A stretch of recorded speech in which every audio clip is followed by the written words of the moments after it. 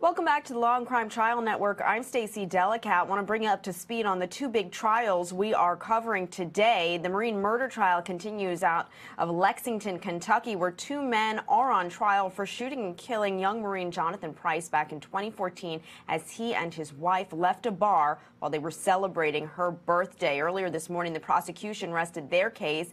Defense for one of the defendants began opening arguments but did not call any witnesses, and after the lunch break, we expect to hear openings from the other defendants' attorneys. In the meantime, we are also following the big trial out of the Georgia, an area about 30 miles south of Atlanta, and that is in the murder trial of Timothy Coggins, a young black man who was brutally murdered in 1983. Two men now on trial, or two men now accused, I should say, charged with his murder. Frank Gebhardt's trial has begun. The other defendant, William Moore, will be tried at a later date. The two men are accused of slicing and stabbing Timothy Coggins, tying him up with a chain to the back of a truck, dragging him, and then ditching his body in a field. It was a brutal murder, one that prosecutors and investigators say was racially motivated. They claim that these two men killed Coggins because he was speaking with a white woman. Now, Brian Claypool is a criminal defense attorney, and he is joining me via FaceTime out of California. Brian, thanks so much for being with us today. Sure, thanks for having me. And again, that case, the Timothy Coggins case, also on a lunch break. Just as soon as court resumes, we will bring you back the live feed from the Georgia area. But in the meantime, Brian, I want to talk about this case because it was a cold case for 34 years. Initially, when this murder happened, the case was kind of closed pretty quickly. Detectives didn't do much work looking into this. There are many allegations that simply no one cared because this was a young black man in the early 1980s. Racial tensions were high in the state of Georgia. But then last year, new evidence came to light. Some new witnesses came forward. Police were able to crack this case and arrest these two men, Frank Gebhardt and William Moore. We know that a lot of evidence was lost over the course of 35 years. We know people's memories are impacted, right? Over time, stories change. How challenging is this from the prosecutor's stance to try this case, given the amount of time that has elapsed? Sure. Yeah. Cold cases in general are very difficult because, like you said, you're lacking evidence. It's been destroyed. It's missing. Memories fade. But circumstantial evidence in cases can also have the same value as direct evidence. You just need a little bit more of the circumstantial evidence to convince a jury. But in this case, I think the real game changer is this admission by Gebhardt, actually multiple admissions to more than one person, albeit they're jailhouse informants. But he's allegedly spouting off about having killed a young African-American man. So obviously that's a game changer. The second issue I think is really important in this case, and I actually used this ploy in the Dalia Dippolito trial. I still represent Dalia Dippolito in the murder for hire plot in West Palm Beach, Florida, and I did 2 jury trials for her. And in the first trial I did, I attacked the police department, the Boynton Beach Police Department, and I basically put that police department on trial. The prosecution is going to have to really dig in deep on this botched investigation. I mean, from what I've heard, it was just a terrible investigation. Evidence is lost, critical evidence, and I think the prosecution is going to have to bring in some of the law enforcement and dig in. You know, how could you let this happen? You're trained to preserve evidence. And Stacey, you know as well as I do, the first thing that law enforcement is trained to do is preserve evidence, especially in a murder investigation. So how is it that all this evidence is missing? And then create this inference in the jury's mind that maybe law enforcement was in bed with the defendants because of this racial animus. And let's talk about some of the missing evidence, okay? The defense team in their opening arguments went through it. I mean, there are shell casings, plastic casts of tire impressions, soil samples that contain blood, the victim's blood-stained sweater, hair samples, an empty Jack Daniels bottle, a $1 bill that had red stains that were recovered from a store the day after the murder. These are just some of the pieces of evidence that have gone missing since 1983. Now, you mentioned what's going on with law enforcement here, I think it's interesting to add that 3 other people have been charged in connection with this crime, albeit not the murder. But the Spalding County Sheriff's Office has charged a police officer, Lamar Bunn, his mother, Sandra Bunn, and a Spalding County detention officer, Gregory Huffman, with obstruction of justice. And it has been reported that they may have had a hand in slowing down this investigation into Coggins' death. Now, can we say that these 3 defendants got their hands on the evidence and threw it out? No, but it does seem very fishy that so much evidence would be missing. I mean, I could see if there was 1 or 2 or 3 things, you know, but for so many pieces of evidence, and you try to think about this, I can't even imagine that all of this stuff was all in one box, like we could say 1 box of evidence went missing, right? I mean, this seems like a lot to be missing. I mean, Stacey, the evidence you have identified is colossal. This is monster evidence in a horrible, brutal murder. You described this murder. It's one of the worst murders I've ever seen.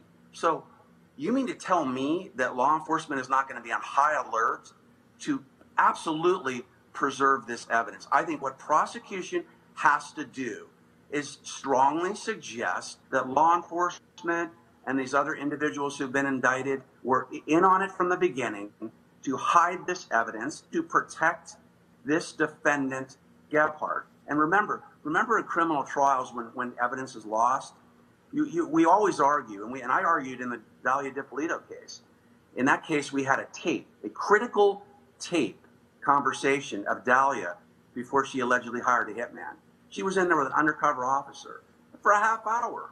The tape is gone. And what I argued in closing in that case is, look, you can draw an adverse inference from that missing evidence. Somehow, in this case, prosecution has to say, we know why law enforcement destroyed this evidence. We know why these other individuals have co-conspired to obstruct justice, because the evidence they destroyed would have helped convict Gebhardt. And you can't let this guy get away with it because law enforcement breached their fiduciary duty to hold him accountable. That's got to be a big part of their theme in this case. And let's talk about DNA, because there's very little DNA evidence. There was simply not the DNA testing capability. It wasn't even a thing back in the early 1980s. One thing that's interesting that I expect we'll hear more about as this trial continues, one of the things the defense attorney referenced in his opening statement was that, there's hardly any DNA evidence or there's no DNA evidence, I guess, directly linking Gebhardt to the crime. That's what he says. He does say, however, we know that there is some evidence still around, including the victim's genes, his bloody genes. And the defense attorney said in his opening argument that they tested the blood on the victim's genes, but it didn't match Gebhardt or Moore's. It's someone else's blood, but they don't know whose. What kind of seed does that plant in the jury's mind? I mean, sure, we could speculate, and who knows how old these genes were and whether he cut him, guess it wasn't his own blood. But is that a red flag that, hey, we do have the victim's genes, there appears to be some blood on it, but the DNA doesn't match these 2 defendants, and we don't know whose it is? Well, that evidence is going to be really devastating for the prosecution, because here we had some evidence that's existing. So I'm sure the prosecution was holding out hope that, hey, we're going to get some DNA testing done. Hopefully we'll get a match. And then they find out they don't get a match. So as a defense lawyer, I mean, they're going to make, a big argument about how that proves that, Gebhardt was not guilty of this crime. So that's really going to hurt the prosecution. I think what's really tragic, Stacey, in this case is I believe one of the pieces of evidence that was lost, wasn't it a white man's piece of gray hair? I mean, can you imagine that? Yeah, that to and me, that could be Gebhardt or Moore's hair. Could be. Could be someone else's. Are you kidding me? So look, if I'm the prosecutor on this case, I'm going to still be arguing that. Look, okay, well, we lost that. They lost it. But look, hey, it's a gray hair. This guy's got gray hair. It's a white dude. So look, let's face it. The prosecution is going to have to get really creative and really aggressive. And they're going to have to play this case a lot based on emotion. And don't underestimate emotion on a case of a brutal murder where they dragged this poor young man. I mean, this jury is going to be looking to hold somebody accountable after all these years. So I would not give up if I was prosecution. And when you talk about the emotion, we know a big part of this case is the allegation that it was racially motivated, that Coggins was killed for talking to a white man. Now, something we heard in testimony today, and I do want to talk about these witnesses, these associates of the defendant talking about what he told them in terms of the killing. But before we even get to that, we're hearing over and over again that he constantly used the N-word, that he would only refer to Coggins as the N-word, not say African-American, young black boy, that he perhaps had some sort of affiliations with the KKK or the Aryan Nation. There were some allegations, the defense started to dispute this, that he had a Nazi tattoo. So that alone, hearing about his racist dispositions, I mean, prosecutors say he still is a racist. What does that do, you know, to the jury and to the prosecution's case? That's a great point. You were just reading my mind. Because apparently in these jailhouse disclosures, or where Gebhardt allegedly told some of these informants that he had killed somebody, he didn't say, hey, I killed somebody. He said, I killed an you-know-what. He used the N-word numerous times. So that definitely proves racial animus. Now, you combine that with the testimony you just showed a little bit ago of the man testifying that he saw three, remember he said, oh, I saw three white guys outside. Standing outside the bar. Yeah, well, that actually is helpful evidence. So in a cold case where you don't have a lot of physical DNA evidence, you can still put a puzzle together to get a guilty conviction with what you're talking about. But look, let's face it, what it's going to boil down to, a big part of this case is going to boil down to the credibility of these informants. So in other words, were they copped any kind of deal by prosecution for giving this testimony? And I mean, if not, and they have not, and they were asked about that on the stand. I mean, you know, Terry Reed, befriended the defendant in jail, was on the stand this morning. Upon cross-examination, they said, did you basically think this would be a get-out-of-jail-free card? He said, yeah, but hasn't happened.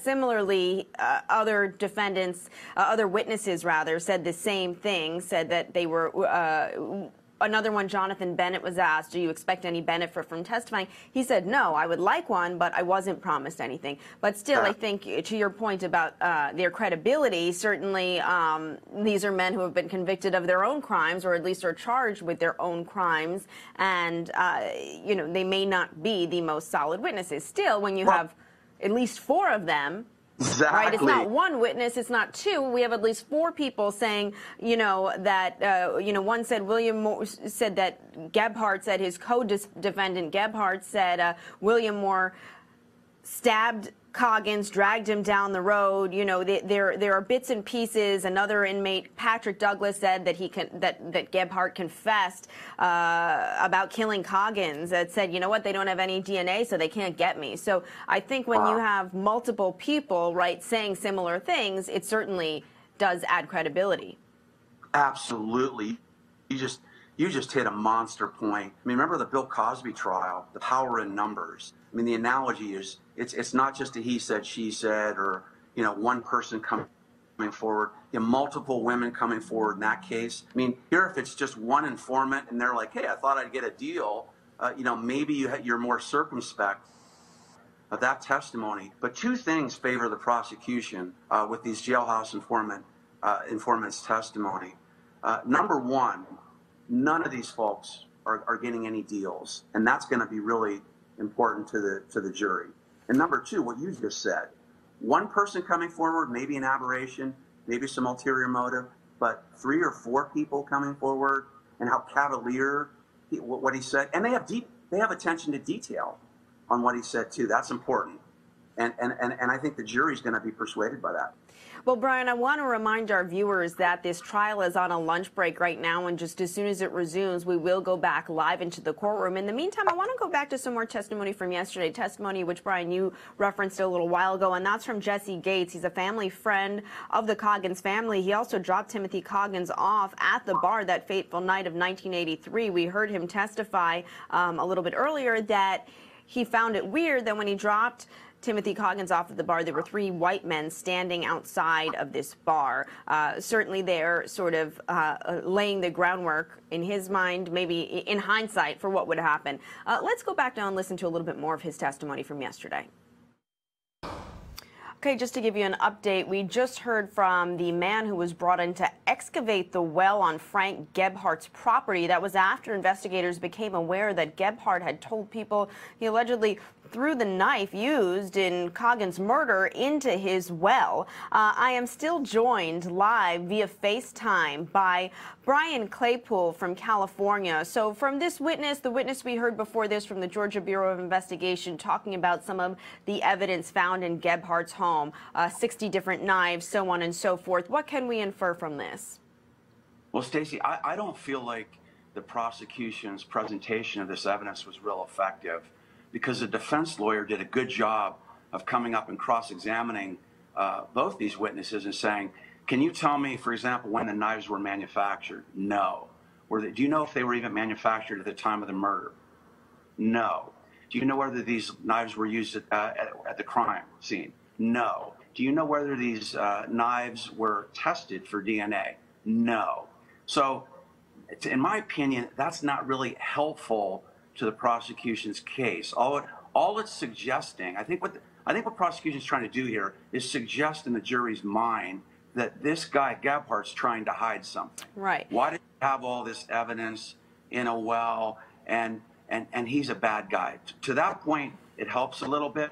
But look, at the end of the day, if I'm the prosecution in this case, I'm going to be focusing more on getting these investigators on the stand. You mentioned earlier, one of the defendants in this case was a detention officer who's been being prosecuted for obstruction. You've got to get them on the stand, show what all the evidence that they were supposed to preserve and that it wasn't preserved, and then connect the dots. Connect their failure to preserve and test crucial evidence with wanting to protect Gebhardt, and then connect that with these admissions that he made with the informants. And that's what they've got to be focusing on. Yeah, to your earlier point, Brian, I mean, we heard basically as the evidence was introduced, when we had the woman from the Georgia Bureau of Investigation on the stand, and as the evidence, the knives were introduced, or the knife holder, the defense said, you know, no objection except for relevance. It was a thought that crossed my mind too. I mean, a lot of people have knives in their homes, right. And they did not really make the clear connection that any of these knives had anything to do with this murder. So I think, you know, that is sort of, you know, as you put, not that effective really to bring out all these knives. Well, he had these knives, but what does that tell us? So not much. And it appeared some of them were even on display, maybe collectibles. So thank you for your analysis on that, Brian. You mentioned the other witnesses that you'd like to hear from. There's three other people that have been charged in connection with this case, but it's unclear whether or not we will hear from them. By the way, just to remind our viewers, those 3 additional people are a police officer, Lamar Bunn, his mother, and a Spalding County detention officer, Gregory Huffman. They're all charged with obstruction of justice, perhaps slowing down this investigation. If they're charged separately, do you expect we might hear from them in the murder case? Well, that's a great question. If I'm the prosecutor in a hard case like this, here's what I would do. I would call them, I subpoena them in to testify at trial. Now, what are they going to probably do? Plead the fifth, right? But that's going to be powerful in front of the jury to help the prosecution build this theory that law enforcement was in on this cover-up. They were in on destroying evidence intentionally to protect Gebhardt, because they too have racial animus, and we can't let them get away with it. But I would call them in, force them on the stand, and then let them say, well, I'm not going to say anything, and that's going to have some force with the jury. Brian, I want to thank you so much for your analysis and for joining us this afternoon to talk about both this case and about that police-involved shooting out of Pittsburgh. Thanks for being with us, and hopefully we will talk to you again soon. Now, for our viewers, we're going to go back live inside the Spalding County, Georgia courtroom, where Frank Gebhardt's murder trial continues.